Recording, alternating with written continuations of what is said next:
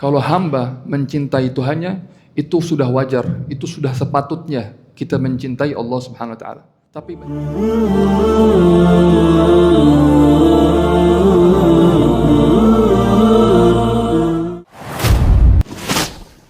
Allahumma shalli wa sallim ala sayyidina Muhammadin wa ala alihi wasallam.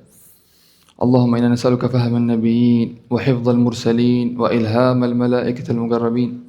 Allahumma aghnina bil ilm wa zayyinna bil hilm wa akrimna bit taqwa wa jammilna bil afiyah ya arhamar rahimin. Allahumma akrimna bin nuril fahmi wa akhrijna min dhulumatil wahmi waftah lana abwaab rahmatik. Subhanaka la ilma lana illa ma 'allamtana innaka antal alimul hakim. Rabbi shrah li sadri wa yassir li amri wahlul 'uqdatam min lisani yafqahu qawli. Alhamdulillah. Puji syukur kita haturkan kepada Allah Subhanahu wa taala yang telah mengumpulkan kita di rumahnya yang mulia ini. Kita telah melaksanakan sholat duhur berjamaah di awal waktu. Alhamdulillah. Ini adalah anugerah kemuliaan dari Allah Subhanahu wa taala. Allah menggerakkan kaki kita untuk bisa melaksanakan perintahnya, untuk bisa mendengarkan ayat-ayat firman-Nya dan mengkaji hadis Nabi Muhammad SAW. InsyaAllah pembahasan kali ini bagaimana cara mendapat kecintaan daripada Allah Subhanahu wa taala. Secara umum, setiap manusia ingin dicintai oleh kerabatnya, oleh keluarganya, oleh orang tuanya, oleh istrinya, ya, ingin dicintai, dihormati, ya. Tapi yang harus kita cari bagaimana kita dicintai oleh Allah Subhanahu wa taala. Kalau hamba mencintai Tuhannya, itu sudah wajar, itu sudah sepatutnya kita mencintai Allah Subhanahu wa taala. Tapi bagaimana Allah mencintai kita? Apakah kita sudah tahu, yakin kalau Allah mencintai kita? Insyaallah ini salah satu amalan yang akan kita bahas. Ya. Hadis, saya kutip hadis dari Imam Bukhari, hadis qudsi. Allah Subhanahu wa taala berkata, "Wa ma yazalu 'abdi yatagarrabu ilayya bin nawafili hatta uhibbah." Allah Subhanahu wa taala berfirman dalam hadis, ya, dan masih senantiasa hamba-Ku, ya, mendekat kepadaku dengan beramal-amal soleh yang bukan wajib sampai aku mencintainya. Ini adalah firman Allah dalam hadis qudsi. Ya. Sekarang kita akan membahas dua hal. Yang pertama tentang solat nafilah, solat sunnah, dan cara tatanya dan waktunya. Yang kedua, kita akan membahas keutamaannya, keutamaan amal-amal nafilah ini. Ya, solat nafil atau solat sunnah. Ya, jadi solat itu terbagi dua, solat fardu dan solat sunnah atau nafil. Yang fardu tentu wajib kita laksanakan seperti solat duhur, subuh, asar, maghrib, isya, solat jumat. Ini solat fardu. Ada namanya solat nafil, solat sunnah. Ya, dia tidak wajib, tapi sunnah kita kerjakan. Salat qobliyah, qobliyatul zuhur, ba'diyatul zuhur. Qobliyah artinya sebelum, ba'diyah artinya setelah. Ada qobliyatul subuh, ada qobliyatul zuhur, ba'diyatul zuhur. Kita akan bahas. Apa artinya nafilah? Nafilah itu kalau dalam segi ahli bahasa artinya tambahan. Nafilah dalam segi ahli bahasa artinya tambahan. Tapi dalam segi agama, nafilah itu artinya amalan ibadah selain yang wajib. Kenapa disebutkan begitu? Karena si hamba ini dia melakukan amal ibadah yang tidak diwajibkan oleh Allah. Contohnya apa? Puasa Senin Kamis. Wajib tidak? Tidak wajib. Yang wajib hanya puasa Ramadan. Tapi dia enggak. Saya mau melakukan sunnah Nabi Muhammad SAW dengan berpuasa Senin Kamis. Zakat, menunaikan zakat hukumnya wajib, betul? Tapi enggak, dia punya uang lebih, dia maunya sedekah, dia maunya infak ke masjid. Ini namanya nafilah. Begitu. Dan kita tahu semua sunnah itu, ya, artinya sunnah, ya, itu hal-hal yang kalau kita kerjakan, kita akan mendapatkan pahala, tapi kalau kita tinggalkan, kita tidak akan mendapatkan dosa. Ya, contohnya qobliyatul zuhur, ba'diyatul zuhur, ya, sedekah, ya, amal-amal kebaikan yang tidak wajib, yang sunnah, itu kita akan mendapatkan pahala. Karena apa? Karena kita mengikuti Nabi Muhammad SAW. Nah, Sekarang kita akan bahas solat nafilah. Solat nafilah kita bilang ada yang muakkadah, ada namanya solatun nafilah muakkadah, ada ghairu muakkadah. Apa artinya muakkadah? Muakkadah artinya yang sangat ditekankan oleh Nabi Muhammad SAW. Tapi tidak wajib. Solat yang sangat ditekankan oleh Nabi SAW dan tidak wajib. Yaitu seperti solat qobliyatul duhur 2 rakaat, ba'diyatul duhur, ya, ba'diyatul maghrib 2 rakaat, ba'diyatul isya, witir, duha, dan lain-lainnya. Tapi kita akan membahas qobliyah dan ba'diyah saja di sini. Ya. Dan hadis kita ambil hadis Nabi Muhammad SAW dari dalam riwayat Imam Bukhari dan Imam Muslim, ya, daripada Sayyidina Abdullah bin Umar. Qala hafidtu min an-nabiy sallallahu alaihi wasallam 10 rakaat. Ya, Sayyidina Abdullah bin Umar meriwayatkan, aku hafal dari Nabi Muhammad sallallahu alaihi wasallam 10 rakaat. Jadi Nabi senantiasa sering solat 10 rakaat, beda dengan solat kewajiban fardu. Apa itu? Raka'ataini qabla dhuhur. Ya, mari kita hafalkan sama-sama. Insyaallah kita sudah hafal dan mengamalkannya. Yang itu yang pertama, sebelum zuhur 2 rakaat. Itu Nabi mengamalkannya. Wa raka'ataini ba'daha, dan 2 rakaat setelah salat zuhur. Ya, kita sekarang hadir kajian setelah salat, insyaallah kita salat 2 rakaat saja setelah zuhur. Habis itu apa? Wa raka'ataini ba'dal maghrib. 2 rakaat setelah salat maghrib. Dan yang terakhir salat bukan terakhir, salat ba'diyatul isya 2 rakaat. Dan yang terakhir, qabliyatul fajr. Salat sebelum subuh 2 rakaat. Artinya qabliyah sebelum, artinya ba'diyah setelah. Taib. Dan juga diriwayatkan daripada Sayyidah Aisyah radhiyallahu anha. Ya, kata Sayyidah Aisyah, "Lam yakun an-nabiy sallallahu alaihi wasallam ala syai'in min an-nawafil ashad ta'ahudan minhu ala rak'atay al-fajr." Saya melihat Nabi Muhammad SAW sangat-sangat menjaga salat sebelum subuh. Qabliyatul fajr, sangat dijaga. Dan kata ulama, di antara 10 ini yang paling utama Qabliyatul fajr. Kenapa ini paling utama? Karena di sini waktunya hawa nafsu dan syaitan sangat dekat dengan manusia. Waktu salat subuh, orang lagi tidur, lagi capek, ingin istirahat. Tapi kita bangun. Nah, di sini kemuliaan. Di sini kemuliaan. Kita lawan hawa nafsu. Kita lawan syaitan yang mengajak kemalasan, ya, mengajak hanya kemalasan dan lain-lainnya, ya, gitu. Jadi 10 salat nafilah muakkadah, ya. Nah, apa artinya muakkadah? Muakkadah ini amalan yang tidak wajib tapi jarang ditinggalkan oleh Nabi Muhammad SAW. Muakkadah artinya amalan yang bukan wajib tapi nggak pernah ditinggalin oleh Nabi SAW. Mau Nabi lagi di kota atau lagi berpergian keluar kota, tidak pernah ditinggalkan oleh Nabi Muhammad SAW. Yaitu yang tadi kita sebutin 10.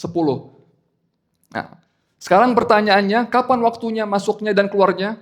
Nah, kalau sholat qobliyah, kita sudah bilang qobliyah artinya sebelum, ya. Qobliyah masuknya waktu sholat qobliyah dengan masuknya sholat fardu.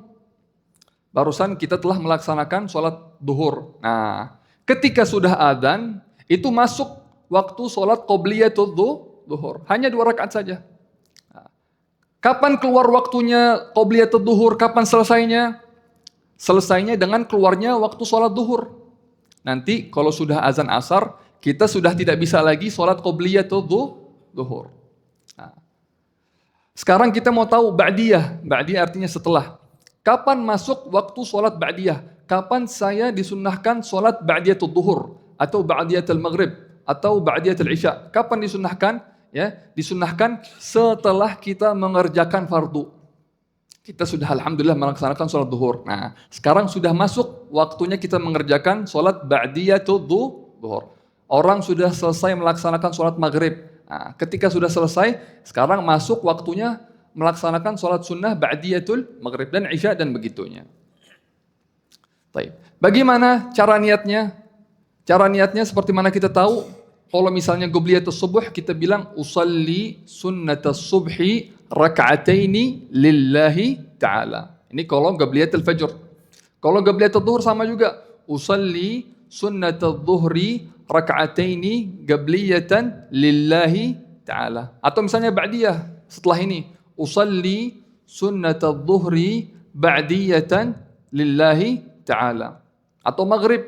setelah sholat maghrib, usalli sunnatal maghribi raka'ataini lillahi ta'ala. Atau isya, usalli ba'diyatal isya raka'ataini lillahi ta'ala. Ini cara niatnya. Ya, kita tahu segala ibadah, amal ibadah itu harus dengan niat.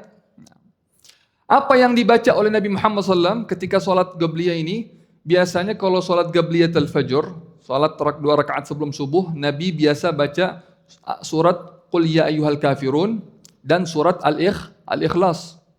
Begitu. Ya. Dan ini semua sholat Qabliyah 2 rakaat ada setengah jam waktunya. Durasinya ada setengah jam enggak? Enggak. 15 menit ada enggak sholat Qabliyah 2 rakaat? Enggak ada ya. Itu Masya Allah tuh. Sholat Qabliyah 15 menit, Masya Allah lama banget.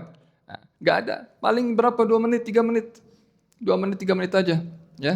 Nah, sekarang ini pembahasan pertama. Pembahasan kedua, kita akan membahas keutamaannya. Ya, keutamaan agar kita bisa mendapatkan kecintaan daripada Allah Subhanahu wa taala. Yang hadis qudsi juga dari Allah Subhanahu wa taala, "Wa ma taqarraba ilayya 'abdi bi syai'in ahabba ilayya mimma aftaratu 'alaihi wa ma yazalu 'abdi yataqarrabu ilayya bin nawafili hatta uhibbah." Ya. Allah berkata, tidaklah seorang hambaku mendekatkan dirinya ya kepadaku dengan sesuatu yang lebih aku cintai daripada hal yang telah aku wajibkan bagi dia. Sebaik-baik amalan kita yang telah diwajibkan oleh Allah Subhanahu wa taala. Allah mewajibkan 5 waktu. Ini amalan yang dicintai oleh Allah Subhanahu wa taala. Allah mewajibkan kita puasa Ramadan. Ini adalah amalan yang paling dicintai oleh Allah Subhanahu wa taala. Allah mewajibkan kita zakat. Ini adalah amalan yang dicintai oleh Allah Subhanahu wa taala. Ya, ini yang pertama. Lalu Allah berkata, dan masih senantiasa hambaku ingin berdekat denganku dengan amalan-amalan soleh yang tidak wajib sampai aku cinta kepadanya. Kan Allah udah ngewajibin sholat 5 waktu. Itu yang wajib. Tapi enggak, dia ingin sholat Qobliyah, dia ingin sholat Ba'diyah, dia ingin mengeluarkan uangnya yang lebih, dia ingin beramal soleh yang lain. Ini akan mendapatkan cinta daripada Allah Subhanahu wa ta'ala. Terus yang bisa kita ambil daripada hadis qudsi ini, ya, Allah juga bilang setelah itu, fa idza ahbabtuhu, Allah bilang, kalau aku udah cinta sama hamba-Ku ini, maka aku akan menjadi pendengaran bagi dia ketika mendengar. Ya, kuntu sam'ahu alladhi yasma'u bih. Ya, wa aku akan menjadi penglihatannya yang dia gunakan untuk melihat. Ya, dan aku akan menjadi tangannya yang dia gunakan untuk memegang, dan aku akan menjadi kakinya untuk dia gunakan melangkah. Dan kata Allah Subhanahu wa taala, jika dia meminta kepadaku, aku pasti akan memberinya. Dan jika ketika dia meminta pertolongan daripadaku, aku pasti akan menolongnya. Masya Allah, tabarakallah. Ya, ini adalah keutamaan amal-amal soleh nafilah yang tidak wajib. Ya, kita bisa simpulkan ya. Yang pertama, kita harus menjalankan yang fardu dulu.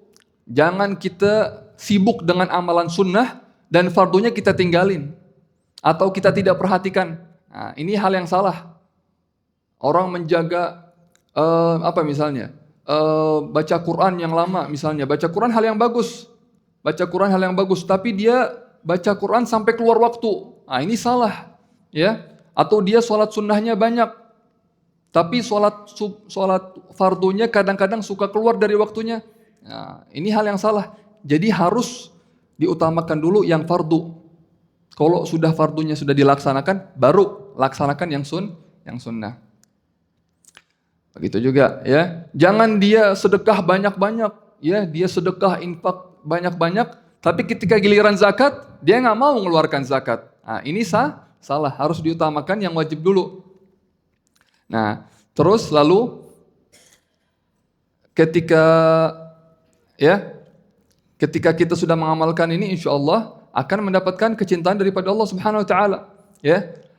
Terus apa maksudnya Allah berfirman, kuntu sam'ahu alladhi yasma'u bih, aku akan menjadi pendengarannya dia ketika dia mendengar. Artinya Allah, kata ulama, akan menjaga pendengaran kita daripada hal-hal yang tidak bagus. Ya, manusia hidup enggak sendiri, pasti dia bergabung dengan orang-orang, kerja dengan keluarga. Ya, kadang-kadang ada terdengar omongan yang tidak bagus omongan kotor, omongan cacian, omongan ujaran kebencian, dan lain-lainnya. Nah, ketika kita mengamalkan amal-amal soleh nafilah ini, Allah akan menjaga pendengaran kita. Kita tidak akan dikasih dengar hal-hal yang tidak bagus. Itu yang pertama. Kuntu sam'ahu alladhi yasma'u bih wa basarahu alladhi yabsuru bih. Begitu juga mata. Allah akan menjaga mata kita daripada apa? Daripada hal melihat yang haram, hal-hal yang tidak dibolehi oleh Allah Subhanahu wa taala. Allah jaga pandangan kita, ya, daripada aurat perempuan, penglihatan hal-hal yang haram, ya. Nah, itu yang kedua. Kuntu sam'ahu alladhi yasma'u bih wa basaruhu alladhi yabsuru bih wa yaduhu alladhi yabtashu biha. Dan juga Allah akan menjaga tangannya, ya, daripada tidak memegang hal-hal yang haram, menjaga tangannya daripada mencuri, menjaga tangannya daripada melakukan maksiat. Ya, kalau kita sudah melaksanakan amal-amal soleh ini. Dan yang keempat itu, ya, kata Allah, wa rijlahu alladhi yamshi biha. Dan Allah akan menjaga kakinya daripada melangkah ke tempat-tempat yang haram, ya, menjaga kakinya daripada melangkah ke tempat-tempat maksiat, ya, melangkah ke tempat-tempat yang tidak diridhoi oleh Allah Subhanahu wa taala. Ya, kita bersyukur sama Allah Subhanahu wa taala. Kaki kita sekarang ini digerakkan untuk salat fardu zuhur. Kita bersyukur kepada Allah, kaki kita digerakkan untuk menghadiri kajian. Alhamdulillah. Ya, terakhir di dalam hadits qudsi ini Allah bilang, "Wala in sa'alani la'utiyannah." Masyaallah. Kalau sudah dicinta oleh Allah Subhanahu wa taala, minta apa saja. Ya. Kita kalau misalnya punya anak misalnya, ya, kalau kita punya cucu atau anak, ya, kita sayang sama mereka, kita pasti berikan apa yang dia mau. Pak, saya mau permen, dibelikan. Mau makan ini, pasti dibelikan. Sayang sama istrinya, istrinya minta ini, pasti dibelikan.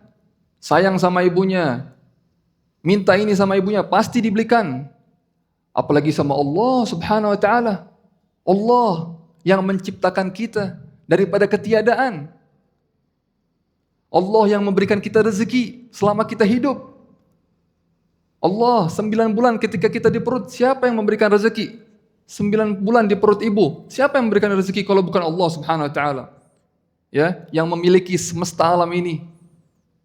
Ya, yang menciptakan langit dan bumi dan pegunungan dan lain-lainnya, semuanya itu Allah Subhanahu wa taala. Kalau sudah dicinta oleh Allah Subhanahu wa taala, minta apapun. Urusan dunia akan dilancarkan. Urusan antara keluarga akan dilancarkan. Urusan kerja dilancarkan. Urusan dengan tetangga, kerabat akan dilancarkan oleh Allah Subhanahu wa taala. Itu di dunia, belum lagi di akhirat. Belum lagi di akhir ada yang bisa menjamin dia akan mati dalam husnul khatimah? Tidak ada yang bisa. Ada yang bisa menjamin saya pasti bakal masuk surga? Gak ada yang bisa. Tapi dengan amalan-amalan ini, insya Allah kalau Allah cinta sama kita, pasti akan dimasukkan ke surganya. Amin ya rabbal alamin. Begitu juga. Jadi begitu, ya. Nah, sekarang kita sudah tahu kalau sholat sunnah ini ada 10, 2 sebelum subuh, 2 sebelum zuhur, 2 setelah zuhur, 2 setelah maghrib, 2 setelah isya. Ya, jangan terburu-buru untuk, oh saya sudah tahu keutamaannya, sekarang saya mau mengamalkan ini semua dalam 1 hari. Jangan terburu-buru. Takutnya nanti awalnya semangat, akhirnya lemas atau diberhenti. Jangan. Jadi step by step, satu-satu dulu. Misalnya istiqomah dulu sebelum zuhur 2 rakaat selama seminggu misalnya. Kalau sudah istiqomah, ayo tambah setelah zuhur selama seminggu. Kalau udah istiqomah, ayo tambah lagi setelah maghrib 2 rakaat. Udah istiqomah selama seminggu, tambah sekarang setelah isya 2 rakaat. Begitu, ya. Jangan terburu-buru mau diamalin semua, jangan. Step by step. Yang penting istiqomah. Yang penting istiqomah. Kata Nabi sallallahu alaihi wasallam, fima ma'na khairul a'mali adwamaha wa inqal. Sebaik-baik amalan yaitu, ya, yang sedikit tapi istiqomah. Jalan terus, jangan terputus putus. Ya. Jadi begitu. Terakhir, daripada ada salah satu sahabat ya nanya sama Nabi Muhammad SAW, ya Rasulullah, saya pengen bersamamu kelak nanti di surga. Masya Allah, permintaan yang istimewa. Ya, ingin bersama Nabi Muhammad SAW kelak di surga. Apa kata Nabi Muhammad SAW? Fa'inni ala nafsika bikathratis sujud. Kamu mau bersamaku kelak di surga? Tolong, kamu perhatikan solat kamu. Fa'inni ala nafsika bikathratis sujud. Perbanyaklah engkau solat. Maksudnya solat nafilah. Kalau solat fardu, itu sudah pasti, tidak usah dibahas lagi. Pasti kita akan menjalankannya. Tapi siapa di antara kita yang menjalankan solat-solat sunnah, gebliyah, ba'diyah, yang tidak memakan banyak waktu? Tidak memakan banyak waktu, hanya 2 menit, 3 menit saja. Langsung kita silahkan lanjutkan pekerjaan kita cari nafkah. Begitu ya. Terakhir, insya Allah kita akan memasuki bulan Rajab. Dalam beberapa hari ini, Nabi Muhammad SAW sudah mempersiapkan dari sekarang. Sudah ada doanya. Di dalam hadis diriwayatkan Nabi Muhammad SAW bersabda, Allahumma barik lana fi Rajab wa Sya'ban wa ballighna Ramadan. Kata Nabi SAW, ya Allah, berkahilah kami di bulan Rajab ini dan di bulan Sya'ban, dan datangkanlah kita kepada Ramadan nanti. Masya Allah, Nabi sudah mempersiapkan dari sekarang. Kata guru-guru kita, bulan Rajab ini adalah bulan menanam. Bulan Rajab, bulan menanam. Ya, dan kata guru-guru kita, bulan Sya'ban itu adalah bulannya kita siram. Kan tanaman kalau kita menanam kita ada nggak nanam, kalau ada nggak tumbuhan bisa naik kalau nggak disiram? Tidak ada. Jadi kata guru kita, bulan Sya'ban ini bulan kita menyirami tanaman kita. Bulan Ramadan, apa bulan Ramadan? Bulan Ramadan bulannya panen. Tahu bulannya apa? Panen. Kita lihat hasilnya. Kita persiapkan sekarang, kita sebelum masuki Ramadan, dari sekarang. Perbanyak niat soleh. Ya, termasuk ini. Insya Allah sebelum masuk Ramadan kita sudah bisa mengamalkan ini. Amin ya Rabbal Alamin. Begitu. Ya, insya Allah semoga kita semua diberi kemudahan ya untuk menjalankan semua sunnah-sunnah Nabi Muhammad SAW, diberikan taufik, ya, diberikan istiqomah untuk dapat kecintaan, meraih kecintaan daripada Allah Subhanahu Wa Taala dan Nabi Muhammad SAW. Amin ya Rabbal Alamin. Terakhir jangan lupa kita selalu doakan saudara-saudara kita yang terkena bencana ya di Aceh, di Sumatera. InsyaAllah mereka diberikan ketabahan, yang mati diberikan syahid, dijaga keluarga-keluarganya. Amin ya Rabbal Alamin. Ini yang bisa saya sampaikan. Mohon maaf kalau kelamaan, kalau atau ada salah kata. Wallahul muwaffiq ila aqwamit thoriq. Wa sallallahu ala sayyidina Muhammadin nabiyil ummi wa ala alihi wasallam. Walhamdulillahi rabbil alamin.